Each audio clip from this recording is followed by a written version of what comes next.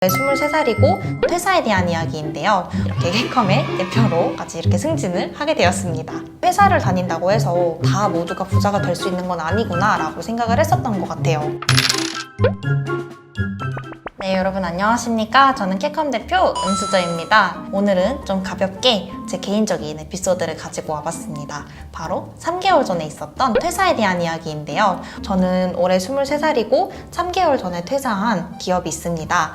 여러분들이 다들 아실 만한 S기업인데요. 5년 정도 근무를 하다가 이렇게 퇴사를 하게 되었습니다. 어떻게 23살이 5년이나 다니다가 퇴사를 할 수 있냐 궁금해 하시는 분들도 많이 계시는데요. 저는 돈에 대해서 배우는 걸 되게 좋아했기 때문에 특성화 고등학교를 진학을 했습니다. 보통 특성화 고등학교나 마이스터 고등학교를 나온 친구들은 19살 때 취업을 하게 되는데 저도 고등학교 3학년 여름방학 때부터 직장 생활을 시작했습니다. 처음 회사를 다닐 때는 좀 생소하고 낯설고 그렇잖아요. 19살이 갑자기 사회생활 한가운데 떨어져서 직장 생활을 해야 된다는 게 되게 무섭고 어렵고 힘들기도 했지만 그래도 새로운 일을 계속해서 배워볼 수 있고 또 책에서만 봤던 걸 직접 실무에서 입혀볼 수 있는 이런 것들이 되게 재밌었어요. 그리고 무엇보다 월급을 받는 게 굉장히 행복했는데요. 그런데 학창 시절에 생각을 하기에는 월급을 받고 또 승진을 해서 더 많은 월급을 받고 팀장이 되고 임원이 되면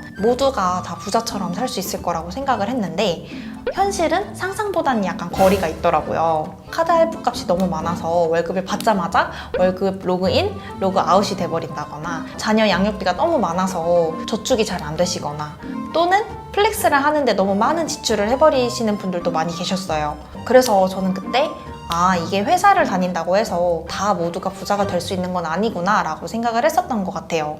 그래서 일단은 그냥 한번 모아보자, 힘들어도 한번 모아보자 라고 생각을 했었던 것 같아요. 그렇게 2, 3년 정도 돈을 모으니까 저도 종잣돈이라는 게 만들어지더라고요.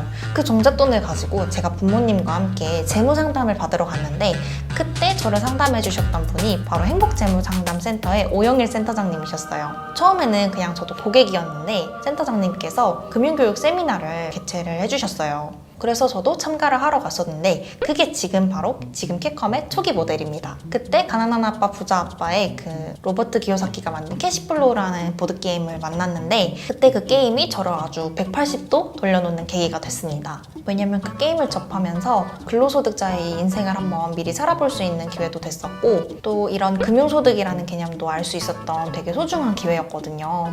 그래서 매달 한 번도 빠짐없이 그 세미나에 참석을 했습니다.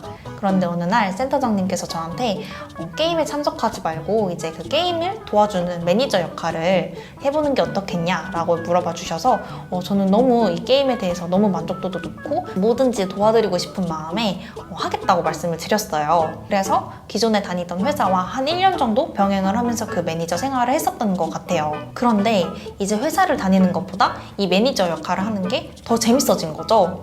그래서 그때 센터장님이 저한테 이 케이컴 초기 모델을 좀 더 같이 재밌게 만들어보자 라고 말씀해 주셔서 지금 여러분들이 보시는 것처럼 이렇게 케이컴의 대표로 같이 이렇게 승진을 하게 되었습니다. 근데 사실은 뭐 자랑처럼 들리실 수도 있지만 자랑을 하려고 말씀드린 내용은 아니었고요.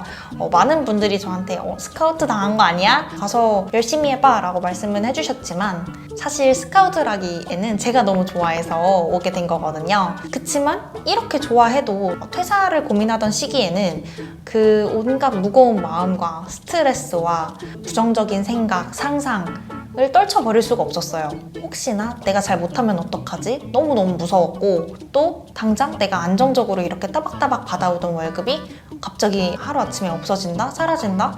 그럼 어떡하지? 라는 고민도 엄청 많이 했었던 것 같아요. 근데 제가 이 시기에 독서를 엄청 많이 하고 있었는데 이때 인디언들의 원숭이 사냥법에 대한 이야기를 읽었어요. 그게 뭐냐면 인디언들이 원숭이를 사냥을 할 때 나무에 작은 구멍을 파놓고 원숭이들이 좋아할 만한 열매를 그 안에 넣어놔요.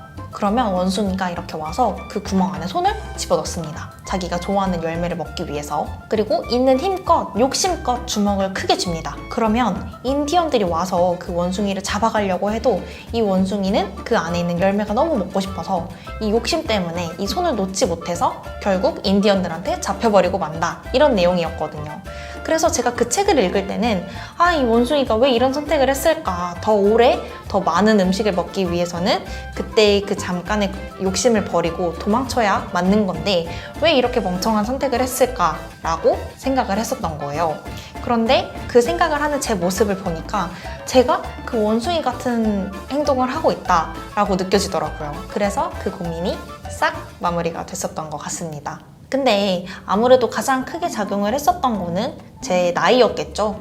물론 저는 제가 지금 하는 이 캐컴이라는 금융교육 커뮤니티가 너무너무 잘 됐으면 좋겠고 또 잘 될 거라고 믿지만 설령 이게 안 된다고 하더라도 저는 남들보다 일찍 도전하고 일찍 시작한 만큼 만회할 수 있는 시간과 그 기회도 더 많이 벌어놨다라고 생각을 했기 때문에 용기를 내서 퇴사를 할 수 있었던 것 같아요. 그치만 만약 제가 정년퇴직을 앞뒀거나 나이가 좀 있었거나 아니면 책임져야 하는 것들이 많았다면 저도 이런 결정을 쉽게 내리지는 못했을 것 같아요. 그래서 저는 제 또래들을 만나면 꼭 이런 이야기들을 많이 하고 싶어요.